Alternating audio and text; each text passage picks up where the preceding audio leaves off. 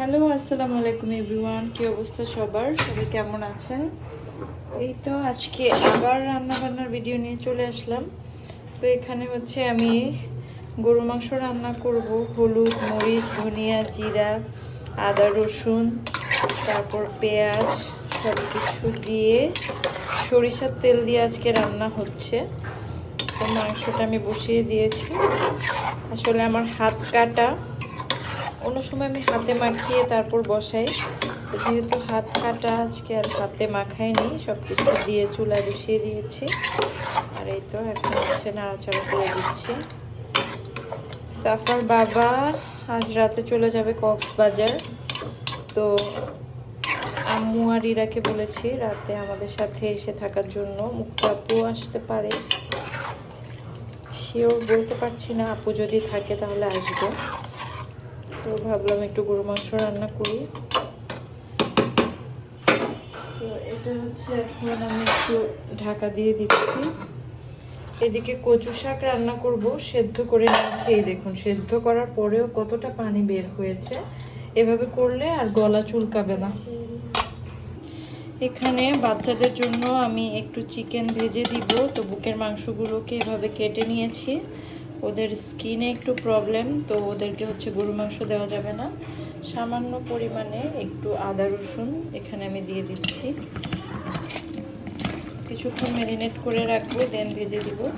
এর মধ্যে এখন আমি চিকেন ফ্রাই বানানোর যে মশলাগুলো সব কিছু অল্প অল্প করে দিব।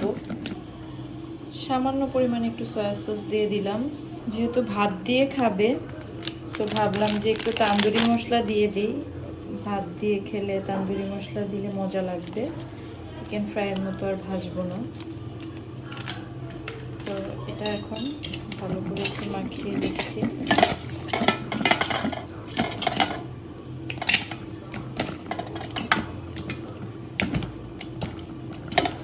একটু লাল মরিচ দিতে হবে, সামান্য পরিমাণে একটু লাল মরিচ দিলাম। লাল মরিচ দিয়েছি কেন, আসলে হচ্ছে আমার গোলমরিচ পাউডার শেষ, এর জন্য দিলাম। এখন এর মধ্যে আমি হচ্ছে একটা ডিম ভেঙে দেব। এখন হচ্ছে ডিমটাকে আমি ভালো করে মেখে দিচ্ছি। উপর থেকে সামান্য পরিমাণে একটু কর্নফ্লাওয়ার আর হচ্ছে এই ময়দা দিয়ে দিব, কিন্তু এটা হচ্ছে ভাজার আগে দিব। এখন এটা জাস্ট এভাবেই থাকবে। আসলে আমি এক হাতে ভিডিও করছি আর এক হাতে হচ্ছে চিকেনটা মাখাচ্ছি, তো তাই এভাবে নড়াচড়া হচ্ছে। মাংসটা একটু নাড়া দিয়ে দিব। বিসমিল্লাহ।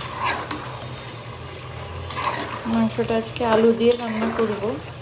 তো অন্যান্য দিন মাংসর পিস আমি আরও ছোট করি, কারণ আমার শ্বশুরবাড়ির এইদিকে সবাইকে দেখেছি ছোটো ছোটো পিস করে।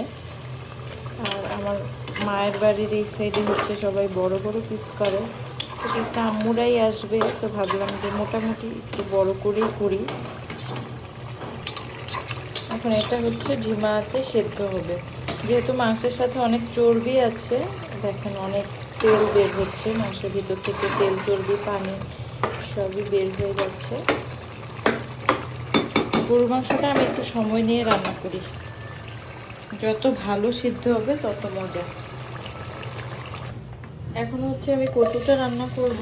তেল গরম করে এর মধ্যে আমি পেঁয়াজ দিয়ে দিচ্ছি, চিংড়ি মাছ দিয়ে দিচ্ছি সামান্য পরিমাণে। লাল লাল করে ভালো করে ভেজে নেব। কচু শাক চিংড়ি মাছ দিয়ে রান্না করলে অনেক ভালো লাগে। আমি সামান্য পরিমাণে একটু আদা রসুন বাটা দিয়ে দিলাম, নাড়া দিয়ে দিচ্ছি। পেঁয়াজ আর চিংড়ি মাছের সাথে আদা রসুনটা ভালো করে ভাজা ভাজা করে যাচ্ছে। তো এদিকে আমার পেঁয়াজ আর আদা রসুন চিংড়ি মাছ ভাজা ভাজা করা শেষ। হলুদ, মরিচ, ধনিয়া, জিরা দিয়ে দিলাম। একটু ভালো করে নাড়িয়ে দেব। সামান্য পরিমাণে পানি দিয়ে দিচ্ছি, মশলাটা সুন্দর করে কষিয়ে নেব। এইদিকে গরু মাংসটাও আমি একটু নাড়া দিয়ে দিচ্ছি। আমি এখানে এক কাপ করে পানি দিয়ে মাংসটা ভালো করে কষিয়ে নিব। একসাথে অনেক পানি দিয়ে সেদ্ধ করব না, তাহলে কিন্তু মাংসের টেস্টটা ভালো আসে না। আমি হচ্ছে অল্প অল্প পানি দিয়ে মাংসটা সেদ্ধ করে নেব। তো এইদিকে হচ্ছে আমার মশলা কষানো শেষ। এখন আমি এর মধ্যে এই যে শাকটা দিয়ে দিচ্ছি। কচু শাক আমার খুব পছন্দ, অনেক পছন্দ, প্রায় রান্না করি। কচু শাক হলে আমার আর কিছু লাগে না। আলহামদুলিল্লাহ, কচু শাক হলে আমি 1 প্লেট ভাত, গরম ভাত এভাবেই খেয়ে ফেলতে পারি। কচু শাকটা এভাবে সুন্দর করে নেড়ে নেড়ে তারপর হচ্ছে একদম ভিতর থেকে পানিটা যখন বের হয়ে আসবে, বাস কাঁচামরিচ ধনিয়া পাতা দিয়ে আমি নামিয়ে নেব। চিংড়ি মাছগুলো একদম ফুটে আছে, দেখতে খুব সুন্দর লাগছে, তাই না? এখানে হচ্ছে আমি বড় বড় করে আলু কেটে নিয়েছি মাংসের মধ্যে। এবার ঝোলটা কমে আসলে আমি হচ্ছে আলুগুলো দিয়ে দিব। মাংস মোটামুটি সিদ্ধ হয়ে গেছে। আমি যেহেতু অল্প অল্প পানি দিয়ে কষাই, কষানোটা প্রায় শেষের দিকে, তো কষানো তো হয়ে গেছে, মাংস মোটামুটি সিদ্ধ হয়ে গেছে। এবার পানিটা টানলে আমি আলুগুলো দিয়ে ফাইনালি ঝোল দিয়ে দিব। মাশাআল্লাহ, তরকারিটা দেখতে কিন্তু অনেক সুন্দর লাগছে। এখন আমি আর বেশিক্ষণ নাড়াচাড়া করবো না, ঝোল দিয়ে এর মধ্যে আমি হচ্ছে কাঁচামরিচ দিয়ে দিব।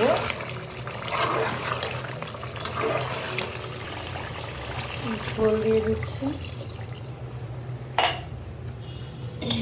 ঝোলটা একটু টেনে আসলে তারপর হচ্ছে আমি এর মধ্যে কাঁচামরিচ আর একটু ভাজা জিরার গুঁড়ো দিয়ে নামিয়ে দেব। তো এই তো আমার মাংস হয়ে যাচ্ছে। এখন এখানে আমি কিছু কাঁচামরিচ ভেঙে নিয়েছি মাঝখান থেকে, এগুলো দিয়ে দিলাম। তো গরুর মাংস তো রান্না শেষ। এবার হচ্ছে আমার মেয়েদের জন্য এই যে আমি সুন্দর করে এখানে চিকেনগুলো একে একে ভেজে নিচ্ছি।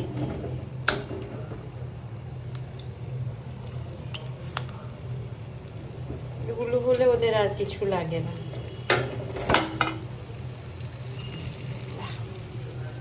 আমি হচ্ছে এটা এখন একটু ঢাকা দিয়ে দিব।